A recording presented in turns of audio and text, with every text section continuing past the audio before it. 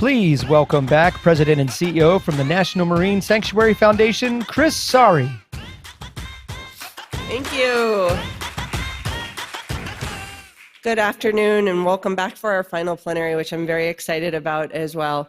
Before we kick off, we have pre-recorded remarks from Congressman Derek Kilmer of Washington. I hope we do. Hello, Capitol Hill Ocean Week. My name is Derek Kilmer. I am the proud U.S. representative for Washington State's 6th Congressional District, which is the furthest northwest congressional district in the continental United States, covers most of Tacoma and then everything west, including the incredible Olympic Peninsula. And I want to start by saying thank you for being there to explore breakthroughs in technology and policy and business that will help mitigate the existential threats that climate change poses to our environment, to our health, our communities, our oceans, and Great Lakes, and how we can work together to combat these challenges in order to keep our oceans and Great Lakes and estuaries healthy and productive.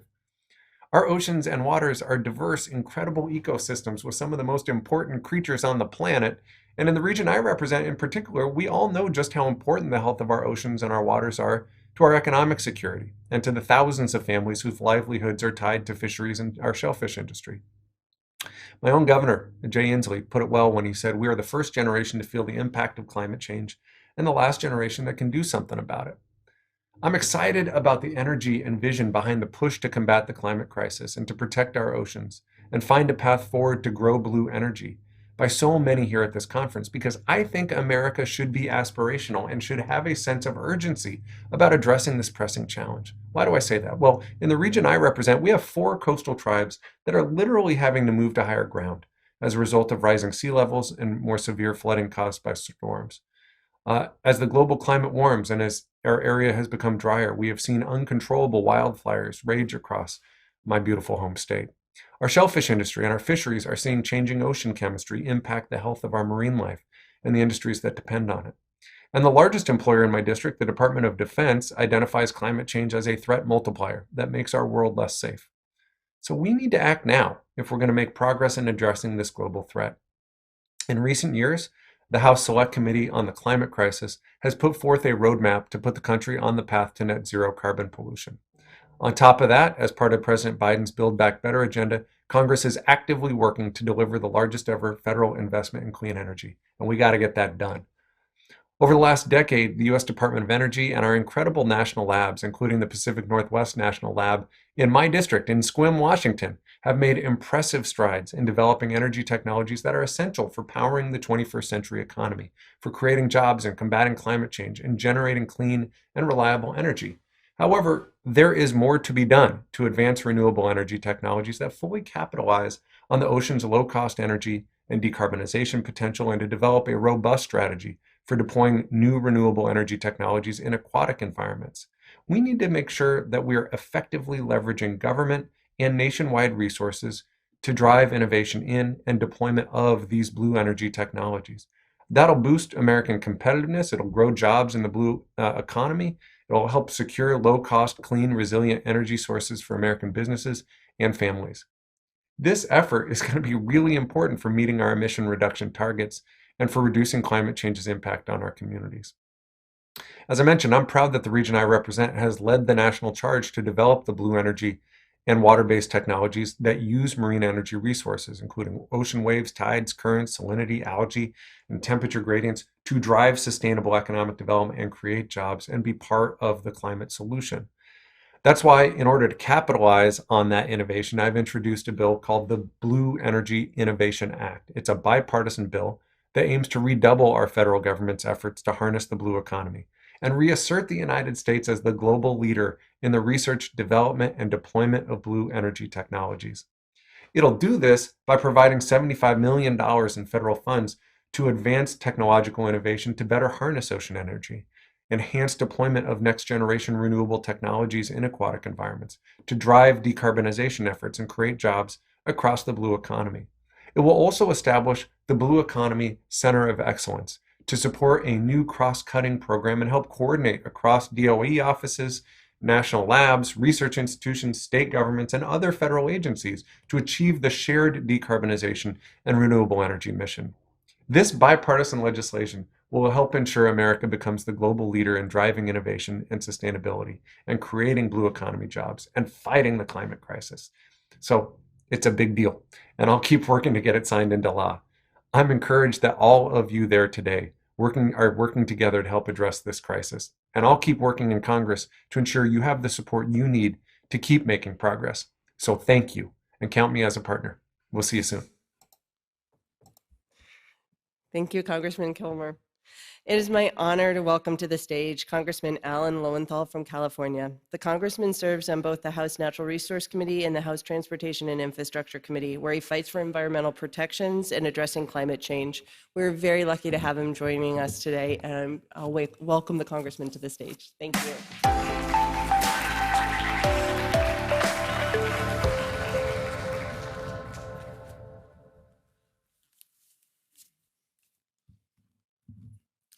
Thank you. Thank you for that gracious introduction. And I'm Congressman Alan Lowenthal, 47th Congressional District in California, which is the home to the part of the complex of the largest port complex in North America. That's the port of LA Long Beach, which has great economic benefits, but also has great reasons to be aware of the challenges to our ocean and to the pollution to the communities around the port complex.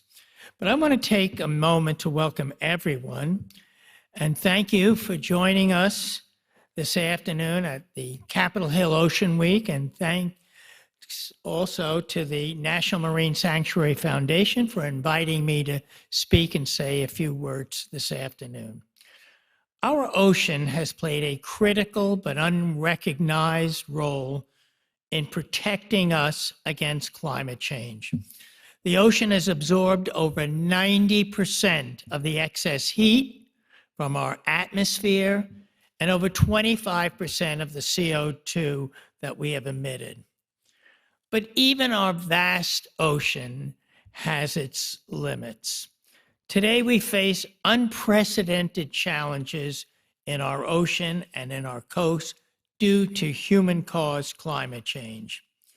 And these changes jeopardize our ocean's ability to continue to buffer us from the worst climate impacts, as it has done for so long a period. It has really played a major buffering role. But now we've reached a critical moment. We must grasp the opportunity to course correct away from the dangerous feedback loop by meeting our climate aspirations with action. The Biden administration has made tremendous strides in furthering our transition off fossil fuels and onto renewable energy. And I commend the progress the president has made to enable our clean energy transition. Just over a year ago, the administration approved the United States' first commercial-scale offshore wind farm, launching a new chapter for American energy. And while this marks a moment of promise for our robust, clean energy economy, we cannot lose sight of the new responsibilities that this brings. While growing this blue energy, we have the responsibility to integrate environmental justice and equity into every decision, every step of the way. I have seen that not so much in the wind farms off the coast and in the ocean, but I've seen that with our ports and the tremendous, as I mentioned, the tremendous good that they produce in terms of the U.S. economy, but also the tremendous damages that they have done to communities right around them. And so as we move in this direction, we have to make sure that we really take into account, as I say, environmental justice issues and equity, so that certain communities in our nation don't receive all of the problems of pollution and little of the benefits. We also have the responsibility to expand this industry in a manner that's not detrimental to our marine ecosystems and the domestic fisheries they support. And finally, we have a responsibility to promote our clean energy transition with comprehensive infrastructure improvements. So we must advance, for example, energy storage. We must update our electric grid, or we must improve our energy transmission to support the demands of this new economy, and we must deliver energy to to those communities that need it the most. While there are still challenges before us, there is a tremendous opportunity. This is only the beginning.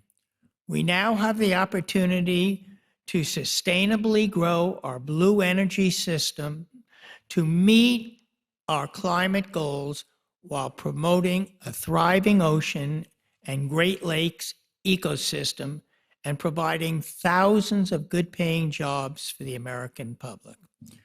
Most importantly, we have an opportunity to embrace renewable energy technologies that are available to us and to transition off harmful fossil fuels, creating a cleaner, more sustainable, and more just society for our children, for my grandchildren, to enjoy for generations to come. Thank you for inviting me.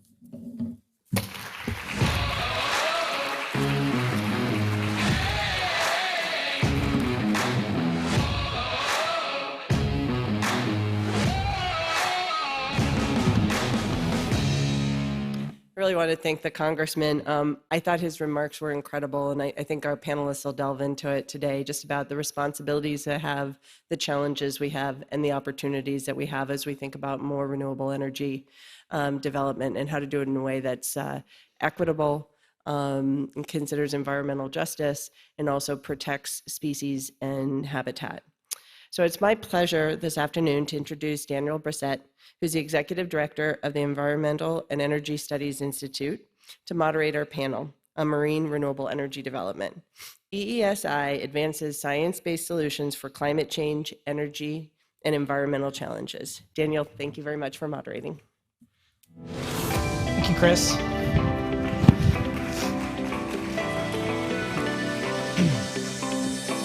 Good afternoon, everyone. I'm Dan Bresette with the Environmental and Energy Study Institute. This is 3/5 of our panel. We're also joined online by the other 2/5, and we're looking forward to having a great conversation today about wind, water, and waves, marine renewable energy. I'd like to just first by thanking Representative Kilmer, Representative Lowenthal for their remarks, and Kris for her nice introduction. To give you an idea of what we're going to do today, we're going to have some short presentations by our panelists here on stage, also online. We're going to have a robust discussion. We'll have some time for Q&As, and then we're going to do a lightning round of key policy takeaways for the audience today as well. That's an aggressive agenda for the next 75-ish minutes, but we're going to do it. So let me start by just saying that the topic of this panel is going to be about deploying offshore wind in a way that allows us to realize our climate goals, our clean energy goals, and also our conservation goals. And so there's going to be a lot of discussion about opportunities. There's going to be a lot of frank discussion about challenges. There's going to be a lot of discussion about how these opportunities differ depending on where you are in the country, environmental justice considerations, workforce considerations, supply chain considerations, the whole gamut. So we have 5 of the best people in the industry, in the offshore wind industry, in the clean energy sector to help us do that today. And so I'm going to very briefly introduce them, and they're going to give short remarks, and then we'll get right into the discussion. And it's my privilege to introduce the first of our 5, Josh Kaplowitz. He's the Vice President of Offshore Wind for American Clean Power. Take it away, Josh. Thanks. It's great to be here. Thank you for having me. I'm going to do a quick run through of sort of a sprint through some slides that'll sort of level set everyone on the state of the offshore wind industry. But first, I'll mention that the American Clean Power Association is a trade association for companies across the clean energy sector, encompassing the whole value chain, including developers, manufacturers, construction companies, utilities, financial firms, and corporate purchasers of clean energy. And on the offshore wind side, we represent every current developer of projects in the US and leaseholders and major original equipment manufacturers of offshore wind turbines. So next slide. So where are we as an industry? Well, this chart sort of says the story, at least for the current day. It shows where the current installations are, at least as of 2021. And you can see way on the far right side of the screen, 42 megawatts. That's 7 wind turbines that we have spinning offshore, compared to many times that in China and the various countries in the European Union. So we have some catching up to do. Next slide. But one reason that a main reason why we're very optimistic that we can get there is because of states. States have been driving the demand. You can see this chart here. Over the last 7-8 years, you've seen states establishing procurement targets, essentially requirements that they have to purchase a certain number of megawatts of offshore wind. And you can see that number is increasing rapidly. Most recently, you had the state of Louisiana committed to 5 gigawatts of offshore wind. California is going to be close behind with what we expect to be a record offshore wind target. But it's really the aggregation of all these states that is driving development and demand. But in order to generate all those electrons, you need projects. So next slide. So this is a map of the active leases that the Bureau of Ocean Energy Management in the US Department of Interior has issued since roughly 2012. And you can see it really is offshore every state from Massachusetts all the way down to North Carolina. The most recent ones that were issued were actually the furthest south, down right off the coast of Wilmington, North Carolina. And it really is thanks to BOEM's efforts in issuing these leases and processing permits on these for projects that are proposed on these leases that we feel confident that we can meet the president's goal that he announced at the beginning of this administration of actually deploying 30 gigawatts of offshore wind by the year 2030. So next one. So this is just a list of all the different leaseholders. It's sort of the key to the map before. Next slide. And we're not stopping here. So BOEM has announced an ambitious path forward for lease sales, 7 lease sales between now and between 2021 and 2025. They've already done 2 of them. They leased 6 leases off of the New York Bight and 2 the aforementioned leases in North Carolina. And they have a number of other leases sort of on the way. So sales in California coming up next, Gulf of Mexico, the Central Atlantic, Gulf of Maine, and Oregon actually is even sooner than most of those. So they've provided this predictability of showing that there's going to be a pipeline of new lease sales and new leases coming into circulation and providing clean energy and investment certainty so that the industry can make onshore supply chain investments. Next slide. And the great news is the cost equation for offshore wind is getting better and is going to continue to get better over time. The least cost of energy, LCOE, is already in decline, and if you'll see on the next slide, we expect it to continue to decline, and it's quite cost competitive with other forms of renewable energy and fossil energy as well. Next slide. And so you can see this shows where Department of Energy forecasts costs to decline into the future. Next slide. And finally, the story of offshore wind would not be complete without a discussion of the investment that these projects are creating. So this is a heat map showing where these investments are being made. You can see that they're concentrated in the Northeast and Mid-Atlantic because that is where the first wave of projects are going to be, but it's not limited to those regions. You have major investments going on south. In South Carolina, Nexans has invested in a massive offshore wind transmission cable manufacturing facility. And in the Gulf Coast, there's been some major investments as well. A wind turbine installation vessel is currently under construction in Brownsville, Texas, and all along the Gulf, we're leveraging that offshore supply chain that was developed over the course of decades of oil and gas development in the Gulf to try to transition them into manufacturing for offshore wind. Next. So that's a sort of basic sort of 30,000-foot view of the industry, and now I'll turn it over to my co-panelists. Great, thank you, Josh. Appreciate that. Our second panelist is Ellen Crivella. Ellen's head of permitting, environment, and marine affairs at Orsted Offshore North America. Hello, Ellen. Hello, and I do not have slides, so just a short introduction from me. I do lead the permitting, environment, and marine affairs team for Orsted, and we are a large offshore wind developer. We're the largest globally and also in the US. We have 6 projects that are actively in development right now. Josh talked about those 42, I believe it was, 42 installed megawatts, and our Block Island wind project is 30 of those megawatts. So that's a project that's off the coast of Rhode Island. Some of you may have seen pictures of it. Hopefully some of you have actually been out that way.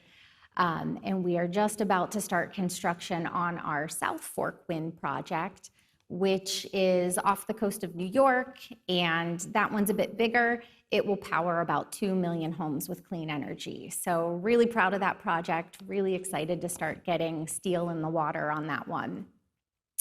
Orsted has a great story. We are a company that definitely embodies the success and showcases what can happen with the green energy transition.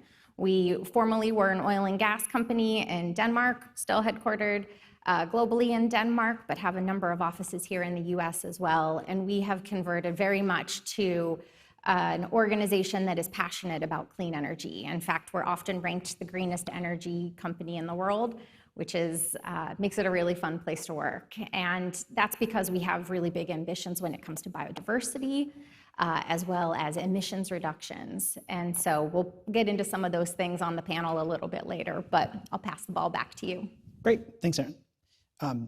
Now we're going to go to one of our online panelists, and specifically Emily Shimshinia. I'm looking at you.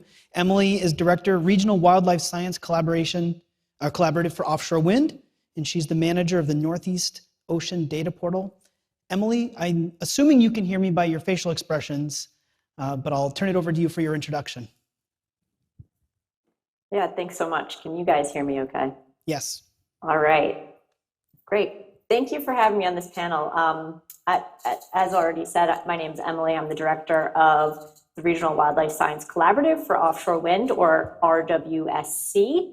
The RWSC was collaboratively established and is collaboratively funded and led by 4 sectors: the federal agencies, all Atlantic coastal states from Maine to South Carolina, environmental NGOs, and more than 11 offshore wind companies operating on the Atlantic coast. So incidentally, this includes some of my co-panelists, our staff for entities that are members of RWSC, Mike, Ellen, and Josh. We're a relatively new organization, just under a year old, and our role is to assist all of the member entities across those 4 sectors in leveraging their ongoing investments in offshore wind and wildlife research, identifying where there are gaps and needs in data collection and research, and developing funding plans for those needs. So to do this, we're convening hundreds of experts from the 4 sectors and the research community around the region to develop a science plan for integrated offshore wind and wildlife research in the US Atlantic by early 2023. And next year, we also hope to start implementing that plan. In the meantime, we provide research support in a number of ways, including by helping funders identify research priorities, aligning research activities along the coast, and ensuring that data are collected, managed, and used in standardized and accepted ways. So the rationale behind this work is that no one organization within the 4 sectors can reasonably coordinate and track everything that's going on. There is so much data collection and so much great research happening to support this offshore wind development process. So the 4 sectors created RWSE to do that and to engage them all along the way. So I just want to mention that the 4 sectors also selected 2 regional ocean partnerships, or ROPs, on the Atlantic coast to host and provide staff for the RWSE. And those ROPs are the Northeast Regional Ocean Council and the Mid-Atlantic Regional Council on the Ocean. Each of these ROPs has been engaging ocean stakeholders for over a decade on ocean planning and ocean data development. And so offshore wind research planning is a very familiar territory for them. NROC and Marco each also developed data portals that are public forums for sharing data products among government entities, researchers, and industry that depict regional ocean resources and ocean uses. So RWSE has already been leveraging this existing experience and infrastructure within the ROPs and will continue, especially to use the regional ocean data portals for information sharing and research planning. And just to wrap up, I want to toot all of our own horns a little bit here, because I think everyone on this panel is involved in leading and providing an example for how offshore wind planning and development in particular can be done efficiently and responsibly and in a coordinated fashion. So thanks again for having me. Thank you, Emily. And now back to the stage to introduce Eddie On. Eddie is Executive Director of Brightline Defense. Hi, everybody. Eddie On, Executive Director of Brightline Defense. We're an environmental justice nonprofit that is here primarily because of our policy advocacy, but I do like describing our direct service programs for maybe half a minute, just to give you a sense of context of how we approach the work and why we're even involved in this space to begin with. We do air quality monitoring that's specific to hyperlocal low-income communities, what I'll term affectionately as frontline communities. But we also do job training as well. So we try to put particularly transitional age youth on long-term career pathways to make sure that they can reach sustainable union career pathways in construction. And offshore wind, by our estimation, is one of the few green energy, clean energy opportunities to do so, to create these projects at scale that can benefit local impacted communities. And that's a lot of our policy research analysis. This is the work of Sarah Shu, my policy associate, who really gets in the weeds and toggling back between hyperlocal communities, state policy making institutions, and ultimately federal policy as well. And I just have one slide for you today that I'll go over for roughly 2 minutes. And I'm very cheerful when I talk about this, because we're based in San Francisco. A lot of our work is with, again, hyperlocal communities in San Francisco. So for us to engage in offshore wind, to me, 3 years ago, it was bordering on science fiction. I didn't really understand the technology at all. When you describe like an Eiffel Tower-sized piece of infrastructure that can float, it just boggles my mind. And maybe Josh and Ellen can get more into it and explain it to me. But again, on the right, you'll see different types of design proposed for these offshore wind installations, at least on the West Coast, which is very different because the continental shelf drops off more dramatically. So they can't be fixed bottom in the same way a lot of the East Coast proposed installations are. So that's one thing to understand, that there's a research and development phase that comes along with it. And then in addition to that, is talking about the supporting infrastructure of offshore wind is extremely important as well, and we'll delve into that during this panel. But on the left-hand side, you'll see the coast of California and essentially the 2 proposed areas, what's sometimes termed, for the state as the North Coast versus the Central Coast. The North Coast is the Humboldt wind energy area, which is roughly, guesstimating here, 7-8 hour drive north of San Francisco. And then you'll see the Central Coast, Morro Bay wind energy area, which is roughly 2 to 3 hours, 1 hour, depending how fast you drive from LA. And just understanding that, there's great distances between the proposed wind energy areas. So what that means for supporting infrastructure is that port development is also key, transmission is also key, and part of our considerations. Thanks, Eddie. And now I'm going to introduce Michael Snyder. Michael is the steering committee chair of the Mid-Atlantic Ocean Forum and the program manager for the New York Department of State's Ocean and Great Lakes program. Welcome, Michael. It's nice to see you. Great. Thank you so much. And can you hear me okay? Yes. Great. Well, thank you for inviting me today. And this happens to be one of those days where my ocean and Great Lakes worlds collide. I'd be happy to be there in person, but I'm actually in Wisconsin at a meeting of the Great Lakes Commission. And I'm extra thrilled and honored to be here because I know how important Capitol Hill Oceans Week is. It was nearly 20 years ago when I was just a fellow working on the Hill that I attended my first Capitol Hill Oceans Week, and I know what a important and significant event it is and how it really does bring folks together to share new ideas, to build new partnerships, and to move us all forward. So with that in mind, the Ocean and Great Lakes program in New York is part of the state coastal program. And as such, our primary interest is in advancing the state's ocean and Great Lakes concerns across regional and national spheres. And as you can imagine, when we're talking about offshore wind, it's closely tied to the state's climate and, of course, renewable energy goals. Since leaving DC and coming back to my home state of New York a decade and a half ago, I've seen firsthand how climate is affecting New York's coastal communities through severe storms and increased coastal flooding. And we've known for over a decade that offshore wind could be part of our solution and a key part of the state's renewable energy portfolio. What we were missing was really some of the homework and some of the key partnerships that we needed to move it forward. And as we've been moving forward, we've encountered a number of challenges that I think everybody on this panel has played some role in helping to address and will continue to do so as we move forward. The first of those is appropriately citing offshore wind facilities. And from the state perspective, given that we have a significant goal, and we're proud to say, nation-leading goal, that we need to find a lot of room in the ocean for offshore wind facilities. And we want to do so responsibly. And of course, keeping in mind both our interests in terms of conserving and protecting our important ocean resources, but also being mindful of the existing ocean users, whether they're commercial fishing or maritime navigation, or those who recreate on the ocean. So for us, offshore wind siting becomes a very complex issue that requires partnership beyond the levels of government that we typically operate in, and engaging stakeholders across a wide spectrum of interests. It also requires us to think about what happens when the power reaches land. So transmission is an increasing area of interest for the state as we start seeing projects come to fruition, and within the next 5 years, up to 6 projects coming into New York, landing on our shores and transmitting power into the grid. Each of these projects will need to make landfall. Each of these projects will potentially impact coastal communities. And we want to be mindful about the impacts of those communities so that they're experiencing as minimal an impact as possible, but also experiencing the benefits of offshore wind. And that brings us to another challenge, which is how do we achieve the maximum benefit for the state while keeping costs low for the ratepayer? For us, the state is very interested in achieving the most possible economic opportunity given our key position in the Northeast and Mid-Atlantic, and given our long history of maritime industry and our very talented workforce. Governor Hochul this year announced another significant state investment of hundreds of millions of dollars going into workforce and supply chain.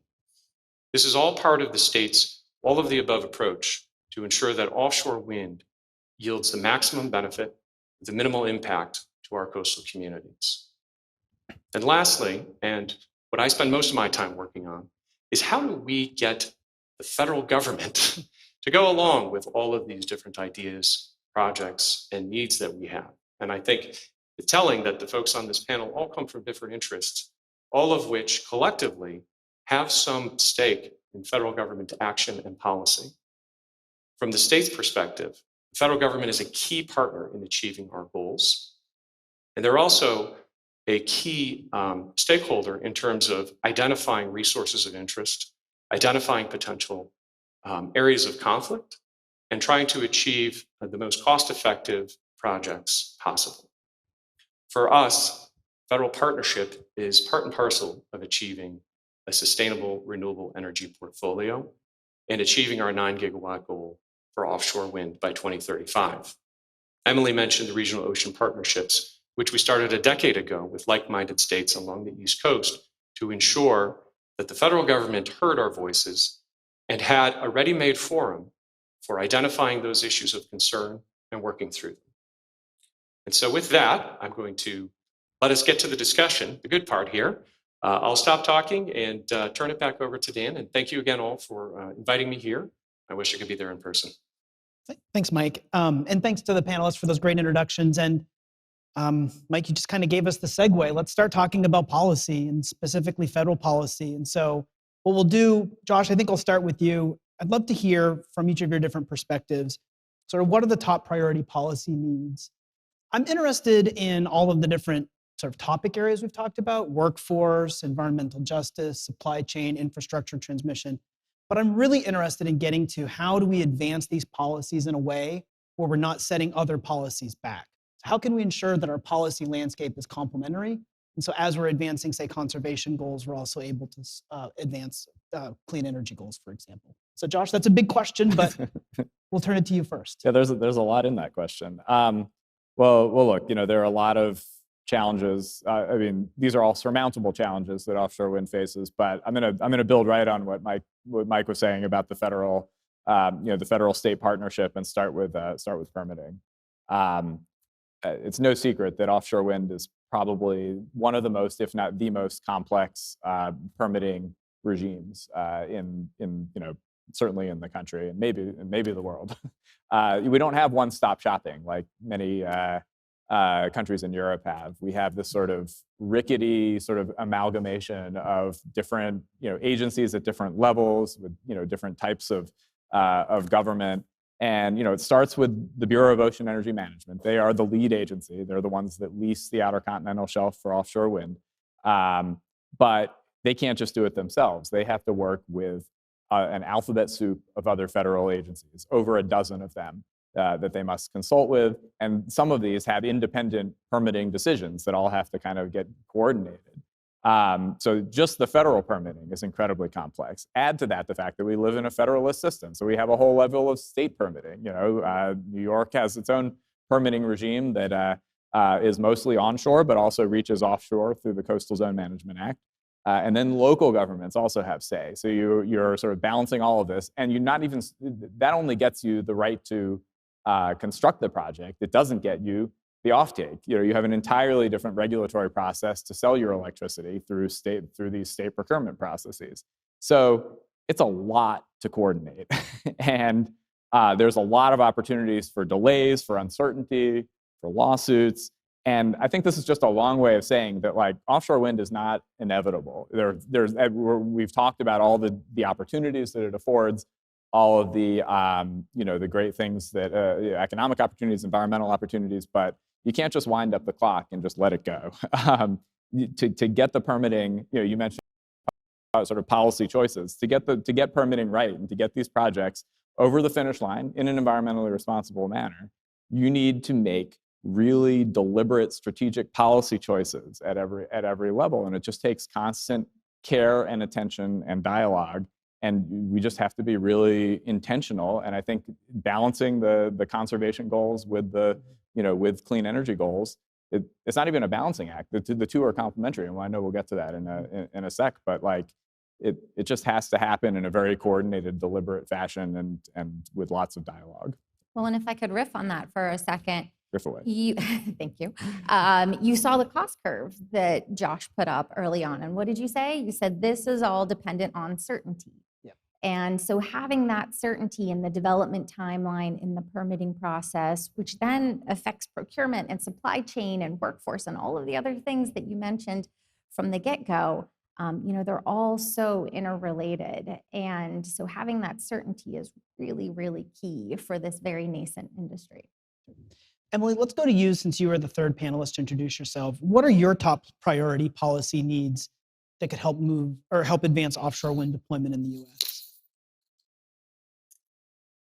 Yeah, so from my perspective, our organization's perspective, we have a very specific focus on information and data sharing. And so because we're composed of all of those different states, and we're composed of members of all those different industry members and NGOs and federal agencies, we're looking for common needs among all of these. And a framework, a policy framework that's consistent between states and federal agencies related to data and information sharing would go a long way to putting the information out there that allows us to do the other important things we need to do for efficient and responsible offshore wind development, like assessing whether impacts are taking place or smart siting in the first place, and putting these devices in places where they're going to have the least amount of impact. So if we can get our information workflows really nicely planned out and efficient so that they're predictable as well, and we know where that information is coming from and how it's shared and publicly available, we can be transparent with our stakeholders about what we're finding, and how things are being planned and developed. I think having support at the federal and state level for that would be wonderful. And our organization is working right now to develop guidance to those state and federal agencies on what those policies could look like. And we're testing some of them out now. So I know that might be a slightly different angle on some of the other topics discussed here, but in my mind, that information flow is just so key to making things happen in a timely fashion. That's one area I would love to see some progress on. Eddie, let's come back to the stage and ask you your top priority policy needs. Where do you see them, and how do you see what's happening in California perhaps advanced by what could be done at the federal level? So to explain the context again in which Brightline works in, we often work in coalition with all different stakeholders. So currently there's an ongoing coalition for offshore wind called Offshore Wind Now, which is consisting of Environment California, and more enviro-focused organization, Brightline as the EJ pillar, and then a labor organization, Operating Engineers Local 3. And a lot of the work between enviro, EJ, labor involves understanding at least the ecosystems in which offshore wind can operate in. Just to focus on the North Coast again, the county of Humboldt, for instance, there's a number of stakeholders there that really want equity out of offshore wind, and they want things like community benefits, including things like local hire, targeted hire, these policies that ensure that a percentage, for instance, of the jobs can go to workforce development trainees, people, in other words, being trained up by the local job training systems, and then be hired onto these projects to install them, to maintain them for the future, and maybe to be even part of a larger manufacturing hub for the entirety of the West Coast. So that's part of the workforce development vision, but there's other things also being brought up by local communities as well, whether it's small d democratic processes of just even wanting to be involved in the decision-making about where, for instance, port development is happening, energy benefits that could potentially happen for local low-income households, a fund that can fund local infrastructure as well, whether it's expanded transit that can accommodate, for instance, turbine parts or whatever it may be. Just understanding, again, there's supporting infrastructure that will accompany this, that will inevitably include and impact communities around offshore wind is really important. In other words, the turbines themselves don't happen in a vacuum.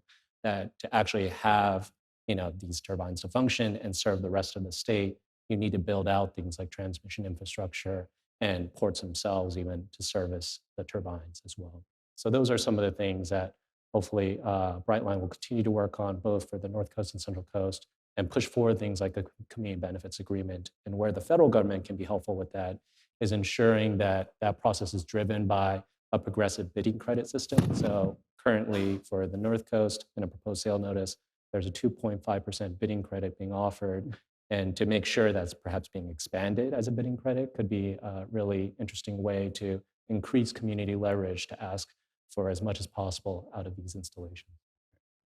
Mike, let's give you the last word on this. What are your top priority policy needs to advance offshore wind deployment? Well, I'm going to take the easy way out and say all of the above. Fair enough. From the state's perspective, there are so many different constituencies and needs that we have when it comes to large-scale infrastructure build-out, that we want to make sure that the federal government is listening at all aspects. And certainly, as folks have mentioned, it starts with the Bureau of Ocean Energy Management. Been a great partner under the Biden administration, as have the federal agencies with responsibility over resources of concern in the ocean. But it takes more than that. It takes continued listening. It can take continued partnership, whether at the community level, investing in local resources, investing in local communities and workforce, whether it's investing in more research and information through the work that Emily's group is doing and others, to try to understand where those potential impacts might be and how to address them moving forward. And above all else, to commit to learning together and to learning as we go. There's a lot of risk in terms of starting a new industry, but I think the tremendous potential for offshore wind off of the coast of New York, as well as off the coast of other states around the nation, is so great that the risk is something that we can, over time, through partnership, through smart siting, and through learning as we go, we can continue to mitigate that risk and achieve the most sustainable projects moving forward. Great. Well, thank you for that. I want to take a moment to maybe do a quick deep dive on something that's come up a couple times. I just think it might be helpful to explore it a little bit, and that's the issue of supply chain. What do we mean, and Ellen, perhaps I'll start with you as an industry representative, but what do we mean when we say supply chain as it relates to offshore wind, and why is that something that we have to deal with in order for maybe to see progress on some of these other policy fronts? Yeah, it's a great question. Supply chain permeates everything when it comes to offshore wind. Everything from the need for really robust survey vessels to get out there and do the studies early on so we understand the types of turbines and foundations that can be installed, to the manufacturers of those turbines and foundations. There's a lot of different types of vessels that we utilize too in the construction and operation of offshore wind farms, and we don't have a whole bunch of those just hanging around, right? And so we, as a new industry, we're trying to build up this supply chain. We're trying to utilize where we can, oil and gas, of course, but there is the need for some very specialized vessels out there. And so there's all sorts of ways that you can approach this, but certainly having some degree, again, of certainty, having some manufacturing tax credits, for instance, I think would go a really long way in helping provide that part of the industry with certainty, which then in turn allows us developers to have a little bit more certainty as well. And when we have certainty, we can make procurement decisions where we can commit to things like working with different trade unions and labor associations. We can do things like Orsted has done, where we're trying to get a bit creative and we're installing workforce equity committees for each of our projects as we go forward. We're also committing to things like workforce development funds as well. And so by having a supply chain that is robust and line of sight to all of these various types of vessels, as well as components, it really allows for us to go about things in a bit of a smarter way. The other point that I just want to make really quickly is because we do not have this huge store of vessels, every day that you're utilizing a vessel really matters. And as Josh showed us, there's a whole bunch of projects that have acquired leases. There's a bunch under review. We're going to start seeing construction ramp really quickly. And if we don't have enough vessels to participate in that installation process, what that could mean is that not only could projects get delayed, but we might have to do some things like have vessels out on the water for longer periods of time, which then puts worker health and safety at risk. It also could bump up against some potential wildlife risk scenarios, and we go to great lengths to prevent that. But that's a thing that we have to consider. Every minute that we're out on the water is a consideration for these various other types of risks. So it is all very interrelated. And, it's something that as an industry, we are trying really hard to solve, but we'd all take any help that you all are willing to give us on this front. Well, before we move off, Josh, Eddie, Emily, and Mike, I'd like to give you an opportunity to riff on Ellen's answers as well, if you'd like. I'd just like to hammer home the point about the nexus between the supply chain issue and the permitting issue. If you have, the part of the problem of having a dozen federal agencies is they're in their silos oftentimes, dealing with the statutes, they're sort of organizing statutes.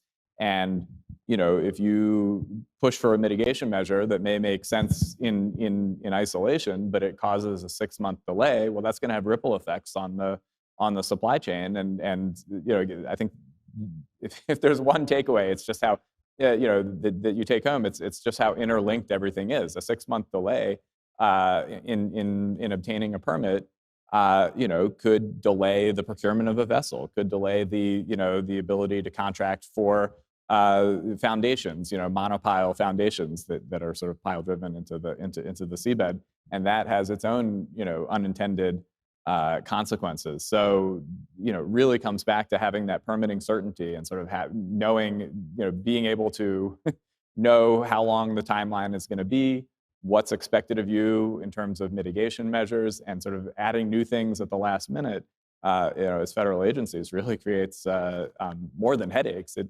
jeopardizes projects and could evaporate a lot of these benefits that we're talking about. Emily, Mike, Eddie, would you like to weigh in on any of these supply chain issues, or maybe how these supply chain issues might affect other policies that you consider a top priority?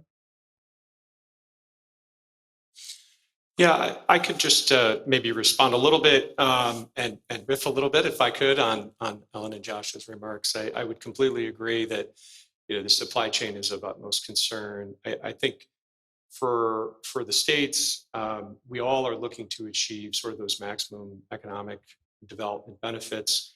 I think we also recognize that there's a lot of industry out there that's growing. There's a lot of potential benefit for all of us, and I think it's about being smart in where we put those investments and really building them from the ground up. We've had some great success stories in New York. South Brooklyn Marine Terminal is one that comes to mind, where we've had real local leadership helping spark revitalization of a coastal area and a waterfront that has its roots back in the Navy days into something brand new and something that's really pushing forward in terms of renewable energy in a meaningful way for that community. And while it started at the local level, it's really fostered state and federal investment. And I think looking for those synergies could be a really powerful way to help move the supply chain forward. We think about the supply chain all the time in New York, and we certainly, again, appreciate some of the issues related to permitting. It's always top of our minds as well. And I think one of the ways that we really seek to address that is through the information sharing upfront. The projects are more certain and the timelines are more certain when we've done our work ahead of time. And so there's a lot that goes into those lease area identifications before the leases ever get auctioned and a project is ever put forward. So the more we can do upfront, the more that consultation and information sharing we can do upfront, the smoother it goes. But again, it continues to require dialogue and coordination all the way through. Great, thanks. Before I move on with our questions, I'm not the only one who gets to ask questions. You all get to ask questions too. And so I think there are cards in front of you on the chairs. If you have questions, you can write them down. I think we want to pass them to the left side of the auditorium.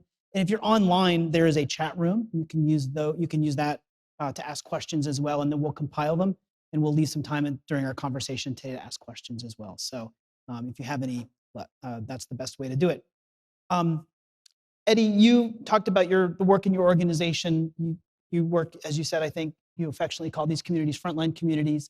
I'd like to spend some time sort of talking a little bit more specifically about how we can ensure that offshore wind development is done in a way that's not just respectful to the communities that they're near, but also how we can ensure that these developments and these deployments of these new technologies can actually advance our federal and state environmental justice goals. I'll start with you, and then I'll open it up to the rest of the panel. I'll tackle 3 points I've been thinking on. First of all, the idea of a term, even whether it's frontline communities or something else. So maybe one of the key things to work on is just even expanding our notion of what communities are impacted by offshore wind. By my estimation so far, looking through federal documents, a lot of it's around fisheries. And of course, that is a serious community concern around offshore wind, but also understanding there are land-based communities alone. In California, there's a term of art. I'm not personally a fan of it, but it's called disadvantaged communities, capital D, capital C. And there's a whole environmental justice mapping tool behind it. But also, we do have a low-income communities definition, often defined by area median income, which can help particularly target community benefits for somewhere like the Humboldt region, which doesn't have a lot of communities mapped out by the EJ mapping tool of California, but does have a lot of low-income households that need benefits accordingly. So when we discuss things like rates, for instance, and other impacts that may happen through, again, supporting infrastructure like transmission, ports development, that's really key. The second point is just even acknowledging some of the environmental justice impacts that will occur from things like massive port development, an obvious one being air quality, just from transit, the act of construction alone, and then manufacturing and the activity that will come in and out of the port will be really important. And I think there's a number of environmental justice groups in the Central Coast, for instance, where offshore wind's being proposed, where that's going to have to be mitigated to some degree, whether it's through a community benefits agreement, air quality monitoring stations, or some kind of mitigation fund, perhaps, to deal with those impacts. It's going to be important, as is with any major development in California.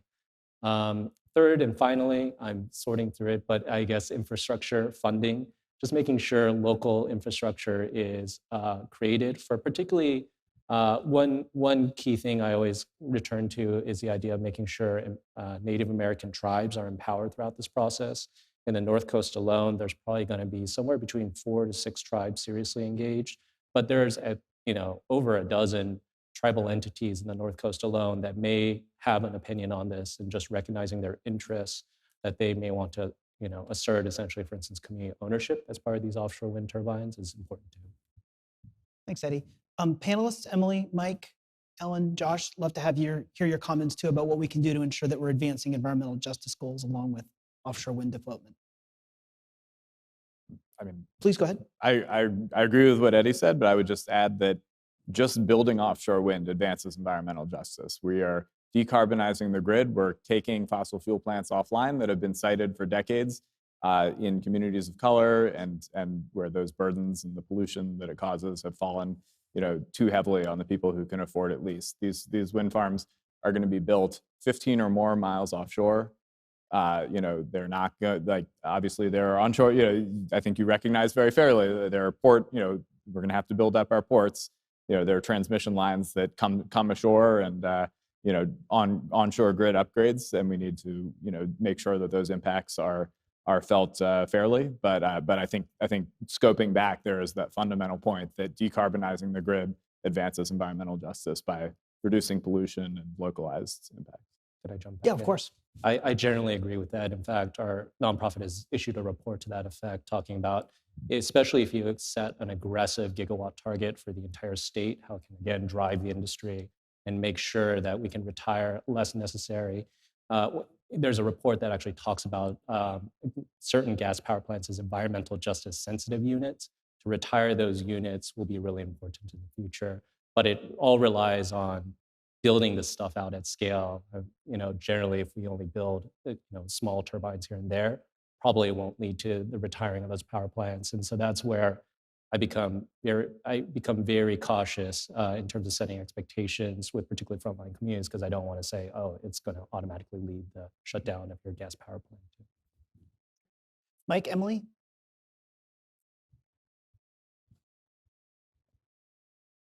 Yes. I apologize. Oh, go ahead, Dan. Emily. Yes. We stage audio for about the last 3 minutes, so maybe just move on. Okay, no problem. Well, actually, Emily, I think I have a whole list of questions, and many of them, this is an enormous stack of questions, and many of the ones I was going to ask were addressed. But one that, Emily, you touched on, Mike, you touched on this too, that I would like to also do a deep dive on, is the value of data sharing. And I'm curious, Emily, we'll start with you. How could federal, regional, state, local entities more efficiently share data and ensure that it's accessible to those who actually have to make the decisions around offshore wind development? Help us understand what that value of data sharing actually is. Sure. So when we talk about data sharing, I know people use the word data to refer to a lot of different information types. So in this particular context, what I'm talking about is environmental and wildlife data, observations that have been collected as part of either some site assessment studies that all of the developers are doing at their sites prior to even putting out construction and operations plans or determining how they might structure their site. Research activities that might be funded by states or other entities as part of an exploration of the resources that are out there in their state waters or neighboring federal waters. This type of information is really helpful to share because it allows us to look across larger areas than just any particular site. It allows us to sort of assess the situation in the ecosystem over time. So the more regular data collection that happens and the more regularly that information is shared, we start to build pieces of a puzzle where we're understanding the ecosystem as a whole, and then can hopefully in a few years look back and say, hey, it was actually not a bad thing that offshore wind was developed, and we didn't see any terrible impacts from these new structures and this new activity. So that's the goal, is to share information more widely so we can build this puzzle and look bigger than just any one entity ever could. So I think one of the first things that's really important in this topic is some kind of requirement for data sharing would be great. Right now, it's such a new industry and there's so much data being collected that folks don't really know what needs to be shared and how and by who and with who. So we need to put some guidance and recommendations together and some language that the federal agencies or states can incorporate into their policies to make that data sharing required, and be really specific about all of those things I just mentioned, the what, the why, the who, and the how. And once that happens, we can create this pipeline where everything that's collected is a little bit more centralized, a little bit more available to a wider community, and can enable some of those syntheses and analyses that I was talking about. Mike, I'm interested in hearing from you. How could better data sharing, how could that make your job easier to do? How would better data sharing, either by other states or regional groups or local governments, or especially the federal government, how would New York leverage that additional data to do what it needs to do to meet its goals? I think you may be on mute. It has to happen once. Nope. Mm-mm.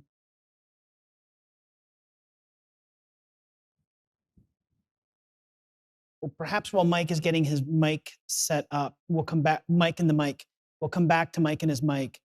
But Josh, Ellen, Eddie, comments from you on the value of data sharing. How would you, what kind of value would you see in enhanced data sharing? Yeah, I'm happy to answer from Orsted's perspective. We have one of the first operational wind farms out there. So we are now able to start comparing all of those pre-construction data, site assessment, site survey data, with what we're actually seeing occur at an operational wind farm. And of course, as Eddie said, there's always concerns about the fishing community. And so to use that as an example, at our Block Island wind farm, for 7 years, we've been collecting monthly trawl survey data to understand what does the species abundance, diversity, richness, what does that all look like prior to the installation and after the installation of wind farms. And what we're finding, and again, remember, this is like a 30 megawatt project, so it's not the biggest project out there, but I think it is a good start.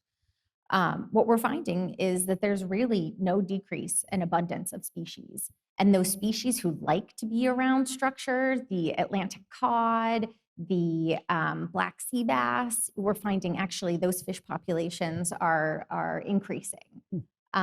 So, that is a way that we are collecting data, we're sharing that data, and we're often, as developers, a lot of us come to this as scientists by training. So we're sharing a lot of that information, not only with regional organizations, with state agencies, with federal agencies, but we're also publishing it in the scientific literature as well. And we think that that will go a long way to really further help us understand the ocean, as Emily was saying. Mm-hmm. Mike, I think we have you back online. I think before we get to the Q&A, you might have the last word during the open discussion. Can you hear me okay now? Yes, you sound great. Great, excellent. Well, I'm glad I got a chance to speak on this because it's a huge part of our partnership with the federal agencies is data sharing. And, I've often thought that data sharing is really the key to starting a partnership with folks that you might otherwise struggle to find common ground, because we all have a need for better information in our decision making. And that's no different between federal and state levels of government. So a large part of what we've been working on at the regional level with our regional ocean partnerships is combining forces, combining our resources, and really identifying what are those needed data sets that will help us make smart siting choices, smart permitting choices, and ultimately help get to some of that certainty that Josh and Alan were speaking of earlier. And in order to do that, we need to get the data, but we also need to put the data out there. And we have regional data portals that have been that are accessible to the public. We have them in the Mid-Atlantic, in the Northeast, and elsewhere around the country. And these data portals are really our way of being transparent about the information that we have at our disposal, what we're using to make decisions. And it's a way for members of the public to become engaged and to see and to understand and to, in a way, participate in the conversation about information and data sharing. So those regional data portals are hugely important for us. We're working to make them as audience accessible as possible. I've taken it to the grade schools and it passed the kindergarten test, but we're continuing to work on those platforms so that they're really accessible to everybody and a useful communication tool as well as a planning tool. Great, well, thank you, Mike. Oh, we're gonna transition now to audience Q&A. And there are a lot of great questions, and we're not going to get to all of them. But to get as many of them as we can, I'm going to ask that we try to keep responses a little short, just so that we can get to many of these. A lot of the questions coming in have to do with wildlife impacts, and specifically mitigating wildlife impacts. And that may be one thing to. I think the question I'm going to start with comes back to the idea of uncertainty. And one of these questions asks about uncertainty and risks, not just to the offshore wind deployment, but how could more certainty around offshore wind deployment contribute perhaps to environment, ecosystem, and other maritime industries? That's kind of an interesting question. It's kind of an interesting spin. Josh? I mean, one angle I'd take on this is, I'm going to sort of scope back for a second. The status quo of the ocean is change, and not good change. You know, it's the oceans are absorbing some of the most dramatic effects of climate change. So I think we have to kind of start from that perspective as we look at the impacts of offshore wind and how to mitigate them. Mm-hmm. You know, we believe that conservation and and offshore wind are not. It's not a zero-sum game. Like the offshore wind, first off, by mitigating climate change, furthers the goals of conservation. And I think we have to, as we're looking at how we measure and sort of view the impacts, and every energy and piece of energy infrastructure does have impacts. I think we have to very much balance those impacts against the fact that we are, offshore wind alone is not going to help us reach our climate targets and stay below, the 2 degree threshold, but we can't do it without offshore wind. Mm-hmm. And, so obviously, Orsted is a real industry leader when it comes to mitigating, sort of figuring out sort of technologies and ways to mitigate those effects. And we fully support that. But I think we just have to sort of look at that question from I think the appropriate lens. Great, thanks. Other comments about the need for more certainty around offshore wind deployment to advance ecosystems and environments? Yeah, I mean, it's, boy, I have lots of thoughts about this. Nobody tells the wildlife where the wind energy lease areas are, right? Like, they don't know where those boundaries are. And so it's hard to get certainty, but I think the right thing to do, and the thing that we do as an industry, is that we do a lot of surveys pre-construction to try to understand what is the status of the populations, what tends to be there, what type of habitat is there, what are the prey and feed stocks like in those particular areas. And I think that we, as an industry, I've worked in lots of infrastructure development over my career. I mean, I think that we collect a huge amount of data to try to give ourselves that certainty. So I think we have the right approach as the industry, where we first try to avoid the impacts. And Mike was talking about smart siting. I mean, I think that is absolutely the approach that we try to take. From the earliest phases of choosing those wind energy lease areas when BOEM does their environmental assessment, to the fact that as we have certainty in what our layout looks like and our infrastructure, and we start procuring things, we then do an environmental impact statement. We go through the NEPA process again to really make sure that we have fully understood, avoided, minimized, and then eventually mitigated for the impacts. Emily, Mike, Eddie, additional comments from you? I'll just add, and Go ahead, Emily. Thanks, Mike. I had interpreted the question at first a little bit more logistically, and going back to Josh's earlier comments about how everything is intertwined, that, you know, if there's a delay because of a permitting challenge or a supply chain issue, that kind of has cascading effects. And it does impact wildlife mitigation issue in the sense that, you know, if a project the construction is delayed by 6 months or something, we're looking at some fairly narrow construction windows to avoid impacts with important wildlife and protected species in the first place. So you're not just talking about maybe a 6-month delay, you're talking about maybe a full year until you can do the activity you plan to do, because it's just, you know, a bad time to operate in a key feeding area for the North Atlantic right whale or something, right? And to tie in the comments from Ellen and Josh about climate change, that's going to be a moving target now. So we can have lots of certainty and regularity and in predictability in the permitting process, but we're going to need to stay on our toes to recognize when the important time for a species to be in an area is shifting and will continue to shift. So everything's intertwined and it's a challenge. If that's the take-home message from the panel, maybe that's a concise way of putting it, but I think we're up for the challenge. Mike, you had a comment too? Yeah, sure. And I would just build on what Emily said.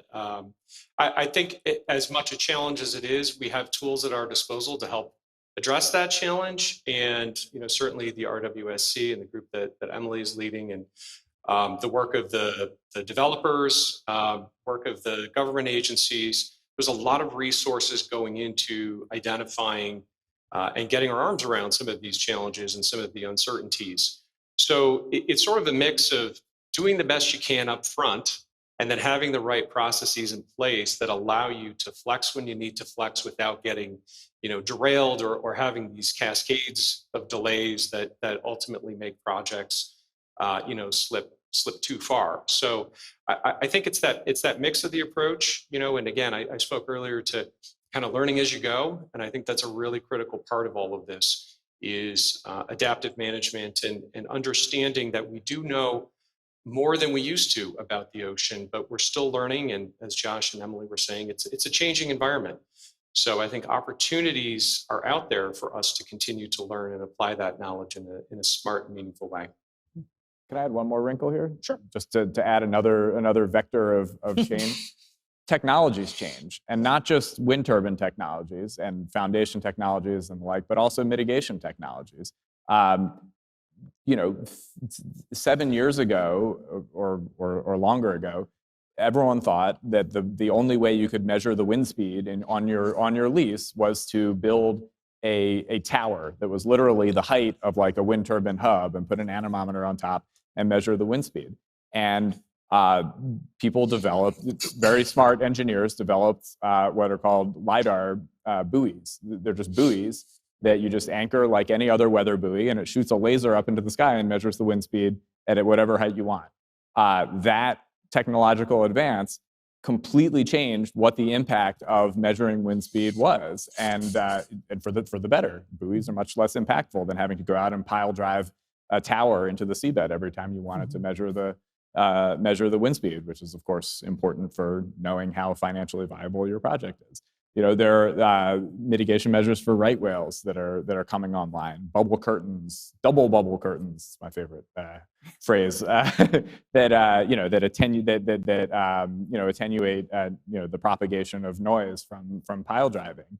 Autonomous underwater vehicles could be the future of surveys, rather than running vessels up and down the lease, and you know, with all the sort of regulatory and environmental issues that causes. So, and we're already using some of that technology, and it's really cool because we get to partner with universities. So students get to learn about that technology as well. I mean, we could go on and on about this topic. There's things like eDNA that you can, pull DNA out of the water column and understand what has been there, as opposed to the really invasive trawl surveys where you have to kill a whole bunch of species, some of which are sometimes protected.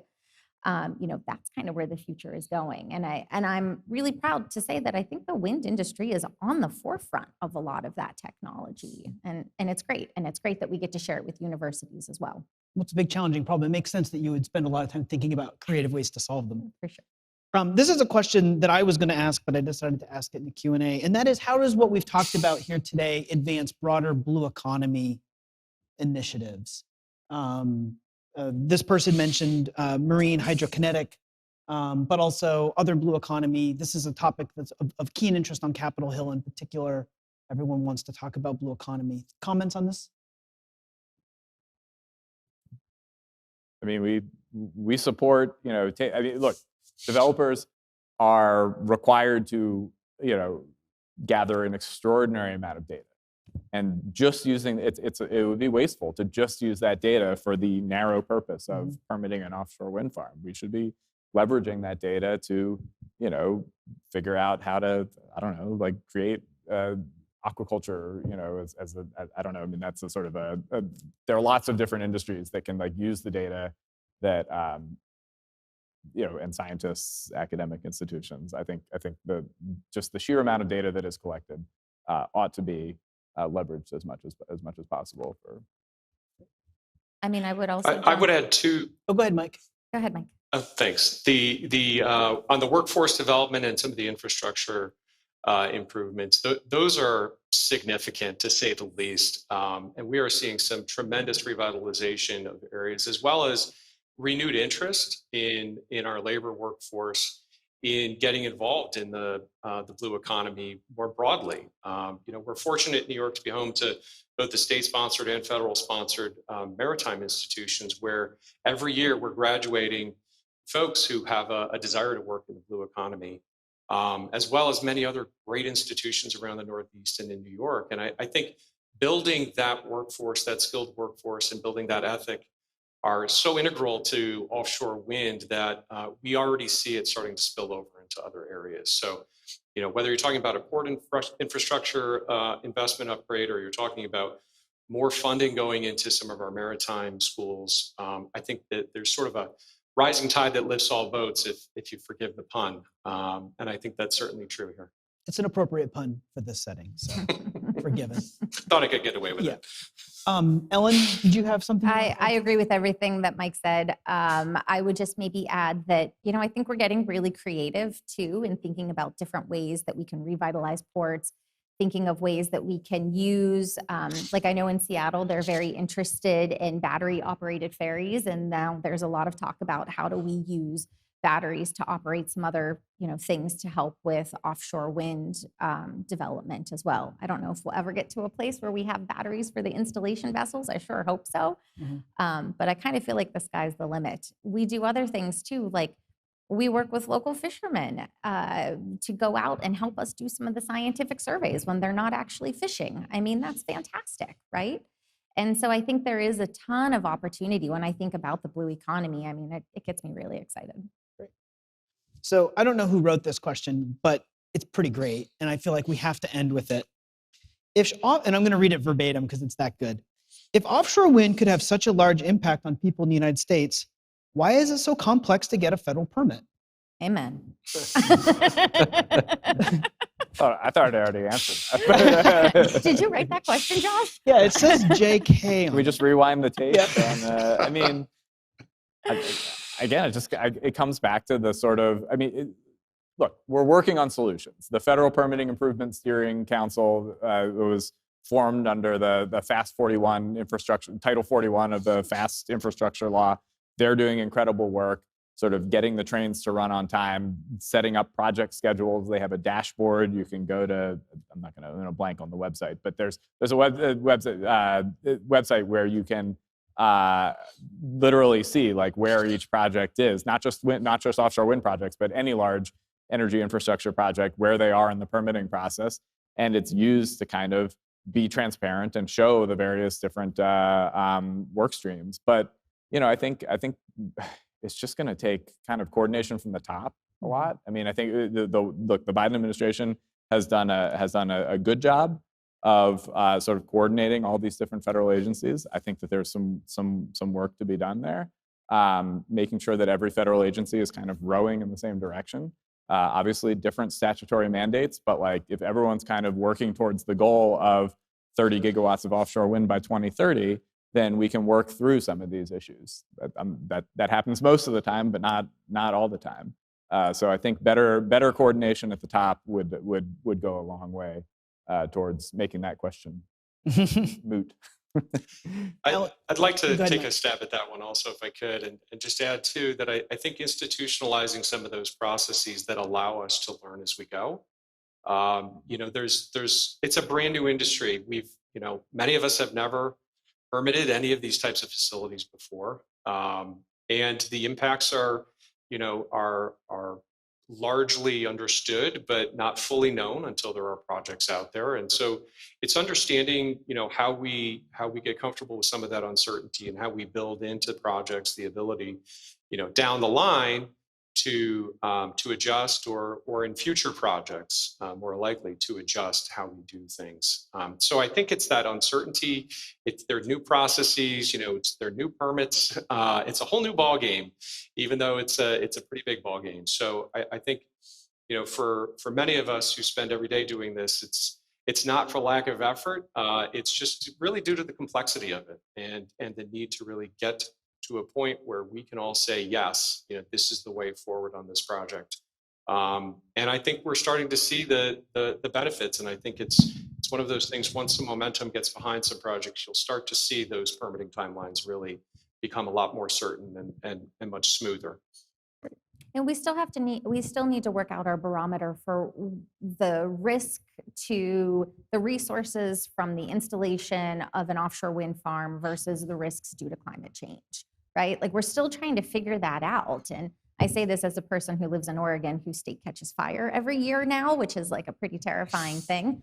But and I think Josh, maybe you've said it, and Mike, I think you've said it, every project, every type of project out there has impacts. We just need to get comfortable with, what is the right trade-off for us as a society that is facing some pretty significant impacts due to climate change. Well, thanks to everybody who asked questions in person and online. And I know we didn't get to all of them, but maybe there'll be some networking opportunities later throughout CHOW that people can ask the questions individually. We're going to do a quick lightning round where I'm going to ask our panelists to maybe offer one, maybe 1.5 takeaways.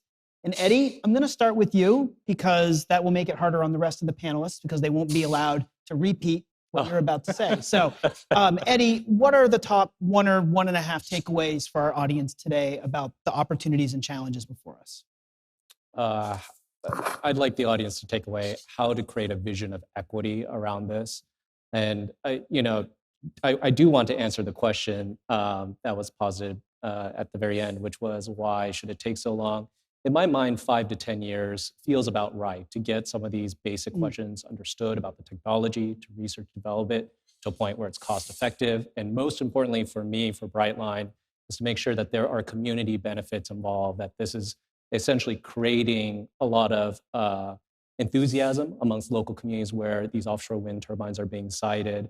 And if it's like 20, 30 years from now, I would be very sad. I think at that point, it's too late for the larger challenges of climate change before us. So that's maybe the final takeaway. Great, thanks. Emily, let's go to you next. Final takeaways. Sure. I've expressed these a couple of times already in my answers. It's a big undertaking to do this planning and development process. There are many stakeholders. We're talking about a common resource offshore. It's not, just a development happening in one person's town. This is the offshore waters that belong to all of us, right? So we all have an interest. There's lots of stakeholders. We can lead by example in this early, Atlantic Coast case, and I'm anxious to continue that work with everybody on the panel and all of our partners. So I think we want to encourage folks to get involved. Great. Mike, from your perspectives, what are your takeaways for today? I completely agree with Emily, and I was going to say the exact same thing. Get involved, because the amount of complexity and the amount of challenges are no match for the resources that we have. if we are involved, if we are engaged, and if we are moving forward. And I think, for those who are in attendance and listening, each of you has a potential role to play in terms of advancing us forward responsibly. We have tremendous opportunities all the time. BOEM is just about to publish a fisheries mitigation guidance. There's an opportunity for public comment on that, which could be a huge key to resolving some longstanding challenges regarding fishing and offshore wind development. We have opportunities to get involved on the science side with the State of the Science workshop coming up in New York in about a month or so. My office is hiring if folks are interested in working in state government, and I'm sure there's lots of other opportunities from a career standpoint. This is a growing industry, and it's certainly time, if you're thinking about it, to get involved and to add your voice and help us move forward. So, Mike, you might not have heard it, but in the room, there was a reaction to when you said your office is hiring. Could you share just very briefly where someone who's interested should go, or maybe pass along a link? I think my contact information is in the materials, so they can certainly contact me or go to the Department of State website. But yeah, contact me and I'd be happy to point you in the right direction. Great, thanks. Josh? Well, I'd like to go back to my very first slide. We haven't talked enough about the fact that this isn't a pipe dream. Europe has a robust offshore wind industry. It's been around for over 20 years. Europe has strong environmental laws. They've done it responsibly. We can do it. We're going to do it the American way, which maybe a little bit harder, but we're going to do it because it's been done, and we have an opportunity to lead on floating. On floating, we have an opportunity to sort of leapfrog ahead and be the industry leader, and not just the follower. But that's really why it's exciting. It's because we've seen it work and we can make it work here. Reminds me of the Simpsons joke. There's the right way, the wrong way, and the max power way. What's the max power way? It's the wrong way, but faster. Ellen, let's give you the last word in the lightning round. Some of your takeaways. Yeah, sounds good. We've mentioned agencies a number of times. We've mentioned BOEM, we've mentioned NOAA. They have huge jobs to do. And so getting to Emily and Mike's point about getting involved, if you have the opportunity to talk with your Congress people, please remind them to fund those agencies appropriately. They are working their butts off to get these projects reviewed and, the appropriate mitigation in there. And so please, please, please do them a solid and remind your Congress people to fund them appropriately. It's the recurring annual opportunity for climate action. It's the one thing Congress has to get done. And it's really important. And even if your organization maybe doesn't spend a lot of time on Capitol Hill, oftentimes there are opportunities to submit testimony for the record and things like that as well. Well, this has been a great panel. I'd like to say thank you very much to Josh, Ellen, Eddie, of course, Emily and Mike. Thanks for sticking with us virtually, and you had rapt attention here in the room for your comments, so we really appreciate that. Also like to thank everyone at Capitol Hill Ocean Week for pulling the session together. Thanks to Kris for extending the invitations, of course. Thanks for Abby for corralling all of us into a cohesive panel. Thanks to Michaela. Michaela needs an eraser for her dry erase board because she's using her sleeve, and it's a good thing she wore a dark color today. So I'd like to thank everybody. And once again, I'm Dan Bresette, Environmental and Energy Study Institute. Lots of great resources on this and other environment and climate topics. So check us out at www.eesi.org. I'm leaving a minute and a half on the table, and I feel awful. So we'll end there, but it's a minute and a half. Anybody has that last minute and a half. So please join me in giving this panel a huge round of applause. Thank you so much. Thanks, panelists. This was a great way to close out our first day at CHOW, and thank you for helping make this a success. It's great to be back in person again. So just reminder, beginning at 4:45, we have another series of virtual partner sessions that you can watch either virtually online, or if you have the CHOW Ocean app, please feel free to catch them there. We have sessions hosted by the National Caucus of Environmental Legislators, and they're actually going to pick up on this conversation. They'll be talking on offshore wind as well. NOAA's Ocean Service and the Ocean Conservancy, and I hope you'll check them all out. Before I sign off today, I want to again thank all of our sponsors, and particularly NOAA, the Packard Foundation, the Moore Foundation, and the Curtis and Edith Munson Foundation for their tremendous support. We look forward to seeing everybody tomorrow at 9 a.m. Thank you very much and have a great afternoon.